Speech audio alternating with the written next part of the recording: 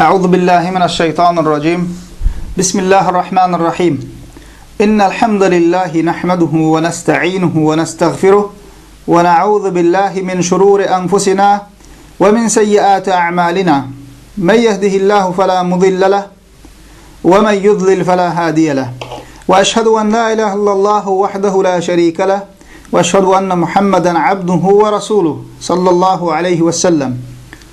أما بعد فإن أصدق الحديث كلام الله وخير الهدي هدي محمد صلى الله عليه وعلى آله وسلم وشر الأمور محدثاتها وكل محدثة بدعة وكل بدعة ضلالة وكل ضلالة في النار. Rahman ve Rahim olan Allah Teala'nın adı bilen. Ahli hamdlar ve alkışlar, senalar Allah Teala'ya mahsustur. Allah Teala'ya hamd ediyoruz ve Allah Teala'ya sığınıyoruz ve Allah Teala'dan bağışlanma dileyoruz. Nefslerimizin şerrinden, amallarımızın ervetliklerinden yeketak bolan Allah Teala'ya sığınıyoruz. Allah Teala kimi doğru yola getirse onu azdıracak yoktur. Kimi de doğru yoldan çıkarsa onu Allah Teala'dan başka yine de doğru yola getirip bilecek yoktur. Ve şayatlık ediyaz bir Allah Teala'dan başka hak ilah yoktur. Allah Teala yeketaktır, birdir, deni tayı yoktur, şerigi yoktur. Ve şayatlık ediyaz Muhammed sallallahu aleyhi ve sellem Allah Teala'nın kuludur, peygamberidir, ilçisidir, resulüdür, nebisidir. Ve bundan son sözlerin en hayırlısı Allah Teala'nın kelami Kur'an-ı Kerim'dir. Ve yolların en hayırlısı Muhammed sallallahu aleyhi ve ala alihi ve sellemin yoludur. Ve işlerin en ervedi dinine sonradan tapılan zatlardır.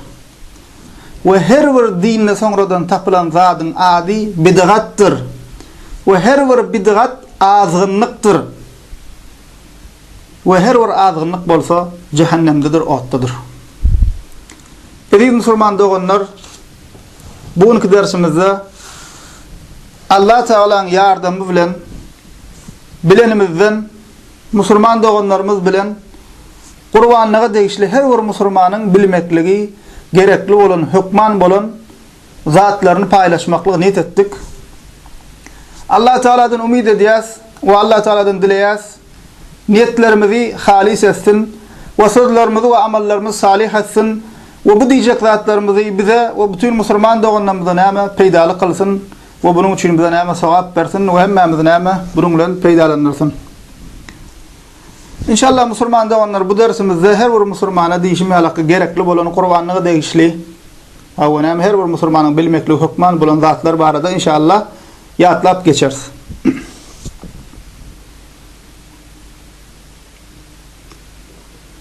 Türkmen diline biz näme diýäs? Gurbanlyk diýäs. Türkmen diline gurbanlyk diýip ulanýan sözüň asly nerden gelýär? Gurbanlyk sözüň asly Müslüman doganlar Arap dilindäki qurb, ýani ýakynlyk diýen sözünden öz başyny alyp gaýdýar. Qurban diýmek Arapçada qurban Allah Teala ýakynlaşmak üçin Kurbanlık kesmek, canlı kesmek manisini anladı. Bu bizim dilimizde hem näme? Qaf harfini, g harfini ögürüp näme? Kurbanlık diýip näme? Galan. Arap dilinde bolsa udhiye diýilýär. O Arapçada Kurban bayramı güni we kurbanlyk günlerini Allah Teala ýakynlaşmak üçin kesilen düýe, sygyr, goýun we geçe näme Arap dilinde näme diýilýär? Udhiye, kurbanlyk diýilýär. Udhiye, kurbanlık, Kur'an-ı Kerim bilen, Peygamber sallallahu aleyhi ve sellem'in sünneti bilen ve Müslüman ümmetinin, alimlerinin icması bilen bir ağızdan kabul etmek bilen näme sabittir, subut edilendir. Ve İslam'ın en ulu şiarlarından biridir kurbanlık. Allah Teala Kur'an-ı Kerim'de Kevser suresi, Kur'an-ı Kerim'in 108. suresi 2. ayetinde şeýle buyruk berýär: "Fesalli li rabbika wanhar." Rabbun üçin namaz kıl ve kurban kessiya, damak çally Allah Teala. Peygamberimiz sallallahu aleyhi ve sellem Sahih Bukhari ve Sahih Bukhari ve Sahih Muslim hadis kitaplarına gelen hadisinde Peygamber sallallahu vesselam'dan şöyle haber veriliyor.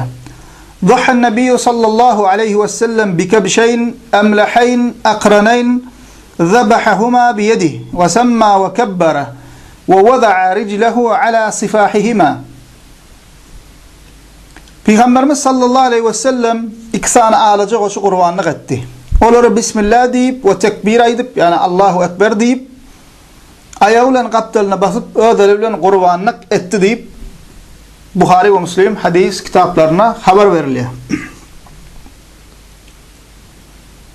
Kurbanlık kesmekliğin hükmü ne? Gücü yeten her bir Müslümana kurbanlık kesmeklik vaciptir. Müslümanda onlar. Peygamberimiz sallallahu aleyhi ve sellem hadiste diyor: "Men kana lehu sa'atun ve lem yudhi fela yaqrabanna musallana." Yağdayı bolup kurbanlık kesmeyen kişi bizim namaz okuyan yerimize yakınlaşmasın, gelmesin diye Peygamber sallallahu aleyhi ve sellem. Bu hadis Ahmet'te İbn Mace'de geçiyor. Son için ilim ehli kitaplarda şeyle bellak geçtiler. 10 dirhem verip kurbanlık malı satın almak 1000 dirhem sadaka vermeklikten has hayırlıdır, sogaplıdır. Çünkü kurban bayramına kan akıtıp amala aşırılan ibadetin yeri sadaka vermek bilen doldurulmaz deyip nama bellak geçiyorlar. Demek Müslümanlar onlar eğer de sen $100 verip misal için kurbanlık koyun almaklığa yağdayın bar olsa sen onun yerine $1000 ya da $2000 ya da $5000 tafavüdü yok. Bundan esse kat köpüsünü sadaka versen kurbanlık almaklığın yerine ama bul verecek senin pulun ve sadakan kurbanlık yerine geçecek değilken. Çünkü ama Allah Teala'ya yakınlaşmak için kurban vaktlerinden, kurban günlerinde kesilen canlıyın bul ibadetin yeri pul verilmekle doldurulmaya. Edil şunun alakta kurban kesmen yerine et satın almak ya da kurbanlık malın bakasından yankı misallak yalakkan köp sadaka verilmek ne dedik? Kurbanlığın yerini tutmaz ve kurbanlık hesaplanmaya. Demek näme ken ustadan näme peýda çykdy musulmanlar onlar ýagdaý bolan her bir musulman hökman suratda kurbanlyk kesmäge gaýrat etmeli, jan etmeli, güýç sarf etmeli, näme hökman kurbanlygyny kesjek bolmaly. İkinci bilmeli zadymyz kurbanlyk ediljek janlyda bolmaly şertler. Şeriatyň goýan şertleri bar, kurbanlyk ediljek janlyda şol şertler bolmaly. Birincisi kurbanlyk ediljek mallar şeriatyň ruhsat beren jinsinden bolmaly. Olar ulwaş mallardan düýe we sygyr we dowar jinsinden goýun we geçi ýalnamy ownuk baş mallardyr. Hawa köp ýerde sorulýar käbir bilmeýän ýaşlar köplenç näme? Tawukdan, tawşandan bolýam diýär. Diýmek näme kan şul şeriatyň gorkadan jinsi bar. Ulwaş mallardan düýe we sygyr, dowar jinsinden goýun we geçi. Şulardan kurbanlyk bolýar. Bularyň daşyndaky galan janlylardan, jannarlardan kurbanlyk bolmaýar. Bu kurbanlyk yerine geçmeýär. İkincisi, kurbanlyk ediljek mallar şeriatyň goýan ýaşlaryny dolduran bolmaly. Kurbanlyk mallaryň ýaşlary düýe 5 ýaşynda dolduran bolmaly, sygyr 2 ýaşynda dolduran bolmaly, geçi 1 ýaşynda dolduran bolmaly, hawa 6 aýyn dolduran tokladan hem näme kurbanlyk bolýar. Üçüncüsü, kurbanlyk ediljek malla aşakdaky kemçiliklerden biri tapılsa, ondan kurbanlyk bolmaz. Bu noksanlar 4'tür. Yani bu aýyplar, bu kemçilikler 4'tür. Körlügi belli bolup dursa, hassalygy belli bolup dursa, agsaklygy belli bolup dursa, sünkleri görünjek derejede horlugy belli bolup dursa, kurbanlyk bolmaýar. Dördüncüsü, kurbanlygy şeriatyň goýan wagtlaryna kesmeli. Her bir ibadetin öz wagty bar. Näme kurbanlygyň hem öz wagty bar. Şol kurbanlyk şeriatyň goýan wagtlaryna kesmeli musulmanda onlar. Kurban kesmeň wagty bayram namazından sonra başlaýar. Ünsürün musulmanlar onlar köp ýerde şu bilenok bizim halkymyz ýalňyş edýärler. Kurban kesmeň wagty bayram namazından sonra başlaýar. Teşrik gününün sonku günü yani bayramın 4. günü gün batýança dowam edýär. Indi şunu bellep aýdysym gelýär, Türkmenistanyň köp ýerlerde Qurban bayramynyň ilkinji güni qurbanlyk kesýänler bar. Bayram namazyny kılmazyndan öň gün doğandan qurbanlygyny kesýärler. Yani ýagşy etlen edýär, ýergözinden kesele asralyň diýip, gowy etlen edýärler, ýöne ýalňyş. Gün doğandan kesýärler, ýalňyş. Bayram namazy kılmazyndan öň birinji gün qurbanlyk kesýänlere degişli. Hawa qurbanyň birinji güni qurbanlyk kesjekler. Bayram namazından öň qurbanlyk kesmekleri dogry däl.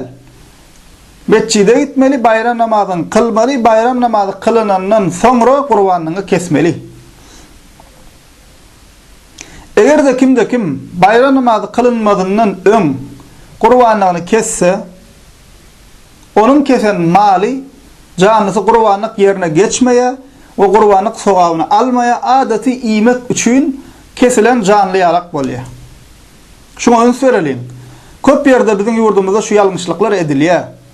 Bilmeýänlere ýetirmeli, şunu eşitýänler, öwrenýänler, bilmeýänlere ýetirsin bilýänler. Näme azap edýär, pul çykdy edip janyny alýar, we näme öz bilmezlikden muň sowabyndan mahrum bolýar. O qurbanlyk ýerine geçen ok. Şoňa näme öňs berelin, bilmeýänlere ýetirelin, musulman doganlar. Delilimiz näme? Peygamberimiz sallallahu aleyhi ve sellem Buhari ve Muslim, Sahih Buhari ve Sahih Muslim hadis kitaplarına geçen hadisinde bu barada şöyle diye: "Men zebaha qabla as-salati fa innama huwa lahmun qaddamahu li ahlihi ve leysa min an-nusuki fi şey." Kim qurbanlygy bayram namazından öň kesse, damagyny çalsa, onun kesen mali diňe maşgalasyny iýmek üçin kesilen etten ibaratdyr. Qurbanlyk bilen baglanşygy ýokdur. Açyk aýdyn hadis musulmanlaryň bu arada näme buňa da üns berelin. Bu arada başga bir bellik. Eger bir kişi bayram namazy okulmayan ýerde ýaşaýan bolsa, misal üçin çölle göçüp gonyp ýören bolsa, çopan bolsa, çarba bolsa, şoň bolýan ýerine, şol ýerlerde bayram namazy kılınmayan bolsa, şoňa meňdeş ýerlerde, onda ol kişi gün doğandan, yani ilkinji güni eger qurbanlyk kesjek bolsa, qurbanyň ilkinji güni qurbanyny kesjek bolsa, gün doğandan asalym geçirip qurbanyny kesmekligine ruhsat berilýär. Bu biziň ýanky aýdanymyzyň daşynda. Sebäbim näme? Çünki bolýan ýerine, ýaşaýan ýerine bayram namazy kılınmayan bolsa, mescit zat bolmasa, we halk bayram namazy kılmayan bolsa, göçüp gonyp bolan çarwa bolsa, çopan bolsa, we bu kişi näme diýär? Gün doğandan soň asalym geçirip qurbanyny kesip bilýär. Bu barada näme Hanafi mezhebimiziň kitaplarına bellep geçýär, günümüziň hem asrymyzyň hem näme ahli sünnet alimleri bu barada näme bu görnüşde etmekliň dogrudygyny näme öz fetwalaryna bellep geçýärler. Başga bir bellik bu barada wagty barada diýdik näme? Qurbanyň wagty haçan diýdik? Qurban kesmeň wagty bayram namazyndan soňra başlaýar. Teşrik gününün soňky güni, ýani bayramyň 4-nji güni gün batýança dowam edýär diýdik. Hanafi mezhebimizde 3 gün diýilip aýdylýar. Şafii mezhebinde bolsa 4 gün. Yani teşrik günlerinin hemmesini Qurban kesip bolýan günler diýip Şafii mezhebi kabul edýär. We dogrusy hem ilim ähliniň alimleriň belleýşäligi 4 günlügi. Awa mezhebimiz 3 gün diýenen bolsa, Şafii mezhebiň diýen näme ilim ähliniň diýşäligi dogrusy we bu meselede näme dogrusu şul.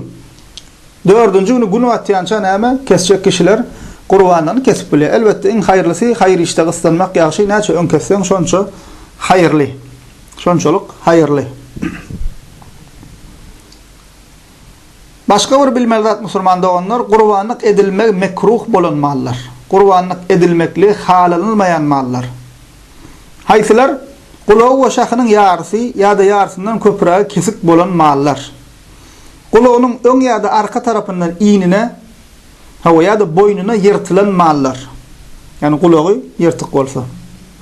Quyrugynyň ýarysy ýa-da ýarysyndan köprägi kesik bolan mallar.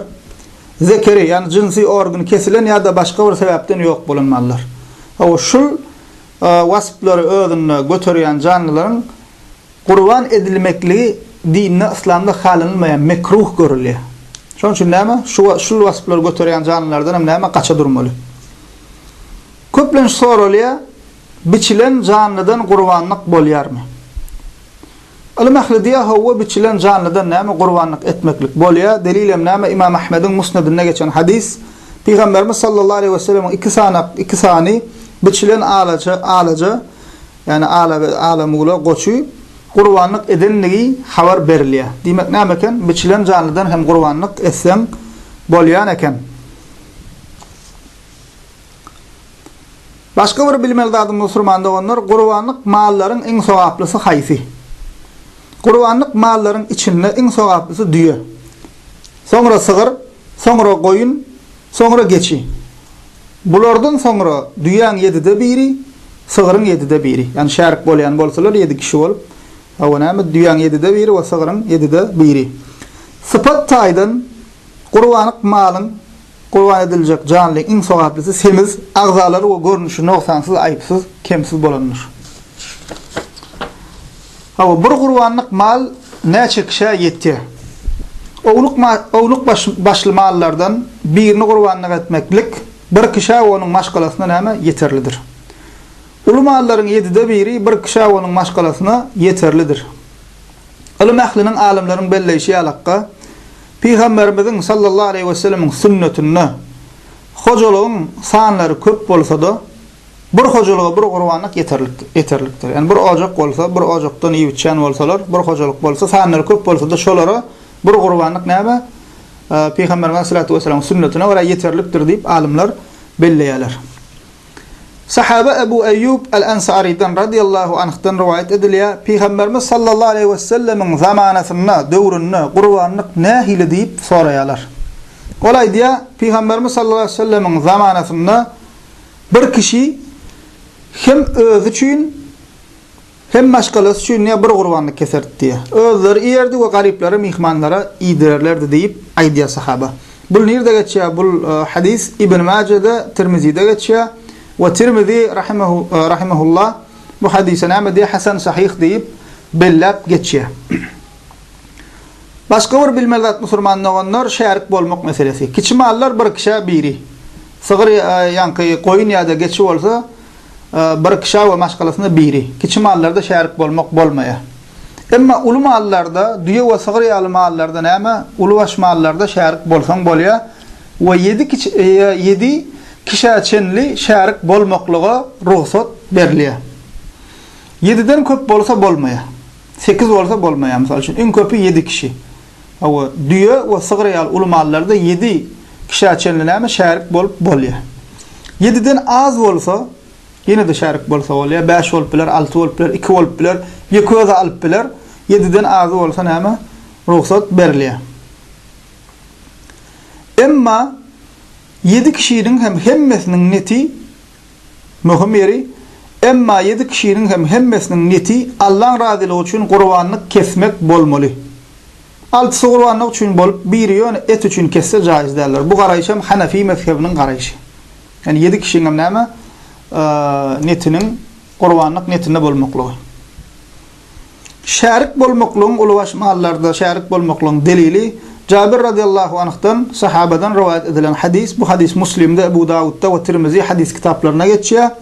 Cabir radıyallahu anh aýdýar, Peygamber sallallahu aleyhi ve sellem bilen bilelikde Hudaybiye'de bir düýä 7 kişi ve bir sygyra 7 kişi şärik bolup gurbanlyk etdik diýär. Hawa, gurbanlyk etini näme etmeli? Gurbanlyk kesen kişi etten özü üçin aýyrmagy, sowgat etmek we sadaka bermegine näme ruhsat berilýär. Allah Taala Kur'an-ı Kerim'in Haş suresi 22. sure 28. ayetinde diýär: "Fekulu minha ve at'imul ba'isal fakir." Olardan hem özüňiz iň we eklenji peslere garyplary ýedirin diýär Allah Taala. Peygamberimiz sallallahu aleyhi ve sellem bu barada Buhari'de gelen hadisinde diýär: "Kulu ve at'imu وَالدَّخِرُ İyin, iydirin ve özünüz için alıp koyun diye Peygamberimiz sallallahu aleyhi ve sellem. Yine de Peygamberimiz sallallahu aleyhi ve sellem bu barada Müslim'de geçen hadisinde, Müslim hadis kitabında geçen hadisinde şöyle diye: "Kulu وَالدَّخِرُ وَتَصَدَّقُوا Özünüz iyin, alıp koyun ve sadaka verin diye.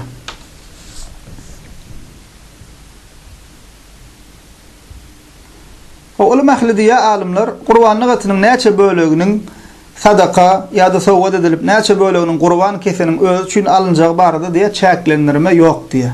Munasip bolany 3/1-iniň iýilmegi ýani öz üçin maşgalat üçin aýyrmagi, 3/1-iniň sowgat edilmegi, 3/1-iniň hem näme sadaka edilmegidir diýip näme belläp geçýärler. Bellik musulmanlar onlar üns beriň Qur'anlygyň etini, dersini ýa-da başga agzasyny satmak ýa-da damak çalan kişi tölew hökmünde bermek bolmaya jaiz däldir. Başga bir bilmeli zadymyz Qur'anny kesjek kişiniň etmeli däl zatlary. Qur'anny kesjek kişi Zilhicce aýynyň başlamagy bilen ta Qur'anny kesýänçe dırnaklaryny we saçlaryny we bedeniniň başga ýerlerinden tüýlerini kesmegi, gopormaklygy, sıyırmagy näme jaiz däldir. Yani bir maşgalada bir kişi maşgala adyna Qur'anny kesmekle net eden bolsa şol kişi etmeli däl şu zatlary. Näme etmeliler? Saçlarynyň we bedenindäki tüýlerinden hiç bir zat gopormalar, dırnagyndan, bedeninden hiç bir zat almalar, gopormalar, kesmeler, näme sıyırmalar. Bu arada Peygamber sallallahu aleyhi ve sellem Sahih Müslim'de geçen hadisinde şeýle diýär: "Sizden bir Qur'anny kesmäge niyet etse, Zilhicce aýy görnenden, yani Zilhicce aýy girenden saçlaryny we dırnaklaryny almasyn. Qur'an kesýänçe dırnaklaryndan we saçlaryndan kesmesin diýär." Mundan hem hikmet käbir alimler belläp geçýär. Hacılara menzemek diýär. Käbir meselelerde hacılara menzemek. Näme hacılara näme şol aýda hac diýerler. O Qur'anny kesýärler we ihrama giren kişi saçyndan, bedeninden bir zatlar gopormakly, kesmekli, sıyırmakly bolmaýa. O mundan maksat diýe ibadet ýani näme bizem näme şolara menzemeklik edil şolara ýaly Qur'anny kesýäs. O hacılara menzemeklik maksady bilen käbir meselelerde hacılara menzemeklik maksady bilen Qur'anny kesjek kişi näme şu zatlar etmeler. Şu da näme şul hereket etmekliň hikmetleriniň bir hikmet diýip ilim ahli belläp geçýär. Bize düşen näme biz musulmanlar Allah Taala'nın ayetlerine ve Peygamber sallallahu aleyhi ve sellem'in hadislerine, buyruklarına iman ettik ve biz öňürtüle näme diýäs? Eşitdik we boyun bolduk diýäs. O hikmetler bar bolsa alimler näme bize beýan eden bolsa dogrudur, badyr, hasam gowy. Bilmeýän ýagdaýymyzda biz esasy bize düşen, musulmana düşen näme? Biz iman etdik we boyun bolduk. Peygamber näme diýen bolsa hakdyr, Allah Taala näme diýen bolsa hakdyr. Şekimiz, şüphemiz ýok bu zatlara. Hawa yine bilmeli zat musulmanlar damak çalbagyň şertleri. Damak çaljak kişi akıllı bolmaly, yani däli bolmaly. We mumeyyiz bolmaly. Mumeyyiz näme? Bir zat diýsem, sana jogap berip düşünüp, dogry jogap berip biljek derejedäki ýaşa gelen çağa. Mumeyyiz bolmaly. Yani ýa-da näme? Diýäniňi düşünýän, agaran aýryp bilýän ýaşa gelen çağa bolmaly. Däliniň serhoşyň we mumeyyiz bolmayan çağanyň kesen mali halal däldir. İkinci, damak çalbagyň şertlerinden ikincisi, damak çaljak kişi musulman bolmaly.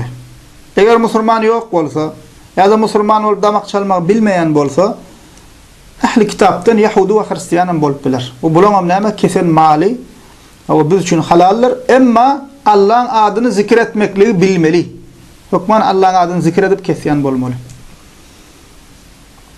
Bellik ahli kitapdan başgalaryn, musulmandan we ahli kitapdan başgalarynyň, müşrikleriň, Allah'a şirk goşup görenleriň, gabr parazlaryň, mürtetleriň, kommunistleriň we dinsizleriň näme kesen mallary iýilmez. Bular hem kesen canlylary iýilmeýär.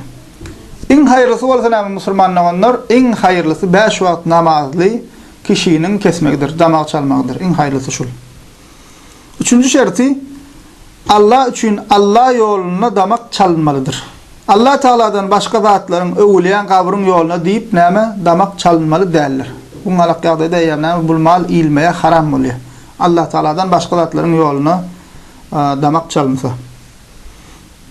Qur'anlyk mal diňe Allah Taala'nın ady bilen kesilmelidir. Diňe Allah Taala'nın ady bilen kesilmelidir. Damak çalynanda Allah Taala'nın adyny zikir edip bismillah diýmeli. Çünkü Allah Teala ayet-i kerimede näme diýär? En'am suresi, Kur'an-ı Kerim'in 6. suresi 121. ayetinde: "Ve la ta'kulu mimma lam Yüzker ismullahi aleyhi ve innehu lefisqun. Kesilenne, damak çalınanna Allah'ın adi zikredilmedik mallardan iman diye Allah Teala. Çünkü ol fısıktır. Tefsirçilerden kâbir nemde fısık deydi, günahdır diye. Neme kesilenne Allah'ın adı zikredilmedik mallardan iman, çünkü ol fısıktır, günahdır deyip Allah Teala aydiye. 6. şerti damak çalman. Damak çalınanna demir, daş ve ayna yalı ganakçı kesici ve yiti esbab ulunmalı. Şulardan bolmalı. Hava damak çalınanna gan akıdılmalı. Başka bir bilmeli adımız damak çalmağın edebi Müslümanda onlar. Damak çalmağın edebi ve şol edepleri bilmeli ve şolara neyme amel etmeli. Canlıyını kesende kıvla evrilmeli, kıvla bakmalı. Kesende qovadıp kesmeli, canlıyını kösemeller, eziyet etmeller. Bu arada Sahih Müslim'de gelen hadisinde Peygamber sallallahu aleyhi ve sellem diye İnna Allah ketebel ihsana ala kulli şey. فإذا قتلتم فأحسنوا القتلة وإذا ذبحتم فأحسنوا الذبحة وَلْيُحِدَّ أَحَدُكُمْ شَفْرَتَهُ وَلْيُرِحْ ذَبِيحَتَهُ. Allah Teala her işi kov etmek buyuranlar diye. Öldürseniz güzel şekilde öldürün. Damak çalanızda kov edip çalın. Sizden bir bıçağını yitilesin, çalsın, canlıyını rahatlasın diye Peygamberimiz sallallahu aleyhi ve sellem kösemesin. Demek neyken? O canına eziyet vermeler, o kesende kov edip kesmeli, bıçağını yitilemeli. Üçüncüsü edeplerden canlıyını çep tarafına yatırmalı. Canlıyını saklamak için ayağın ile boynunun yanına basmak, çalarak basmak neyme? Sünnettir. Canlıyın üstüne oturmak, o neyme? Ayakların danmaklığın sünnette aslı yoktur. Başka bir bellik bir taraflarda düğe kesiyen az, onu da bellep aydalıyın. Düğe kesilenle duran yerine, dik duran yerine kesiliyor. Dine neyme? Çep ayağı şeyle neyme? Bükülüp dağılıyor. Düğe dik duran yerine kesiliyor. Ve neymek düğenin damağını çalacak kişi geliyor, bir küçük bıçakları oluyor. Edil peki alçakka, kalemden uzunlarak yiti. Edil peki alakka. Geliyor bir taraftan boynunu sıypalap, koyunun edil boğazından kesiliyor, düğen boynunun düğünden kesiliyor. Damağ çalınanına. Geliyor bir gezek çekiyor. Peki alçakka bıçak, yiti. Hava kalemden azıcık uzunca. Düğe dik duran yerine yankı çep ayağı dağılığı, bükülüğü. Geliyor yuvaşadan, gözünün yani yapıvrak, bir gezek çekiyor, bir gezek silkenden damağını çalıyor, o neyme diyor, şovarın üstü damağı çalınıyor, dik duran yerine. Damak çalmanın edeplerinden iki cannamarı bilen hava yolu ve boğazı, o neyme, ve demal yani hava yolu ve boğazı, cannamar neyme kesilmelidir. Beşincisi edeplerinden bıçak yitilenenle canlıdan gizlenmeli. Zaten Müslüman dinimizin güzelliği, İslam dininin rahmet dinidir. Canlıyını kurban ediyen, ölüye hazır asalımdan emma şonda da neyme kösemek bolmaya. Bıçağın neyme önüne yitilemeler, gizlemeli.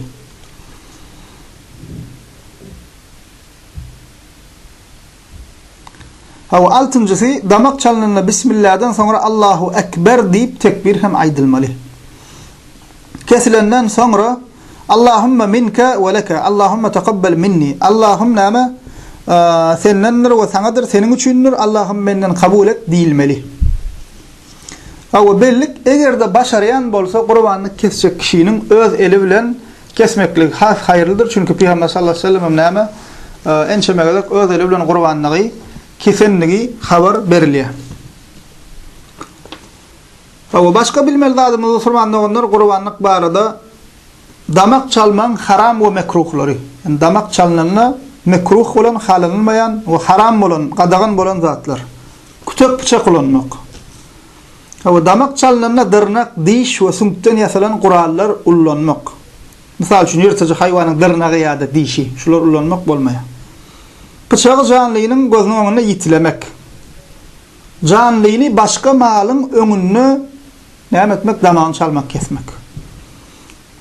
Damak çalınanla malın can dol çıkmadan boynunu dövmek, derisini yüzmek ya da ağzalarını kesmek yali canına eziyet verecek zatlar etmek. Yani şu zatlarım neyme? Damak çalman haram ve mekruhlar Müslümanlar onlar. O Müslümanlar onlar bu dersimizde kıyıskaça kurbanlık barada bellep geçecek zatlarımız şulardan ibaret. Umid ediyoruz inşallah Müslüman doğanlarımıza Allah Teala bu dersleri bize ve Müslüman doğanlarımıza peydalı kılsın. أو يالمشان والسق خطأ دن والسق أرد نفس مدنر شيطان دنر أو خيرا دوغرا أيضا والسق بالله تعالى مدل لطفدر والله تعالى دنر. سبحانك اللهم وبحمدك أشهد أن لا إله إلا أنت أستغفرك وأتوب إليك.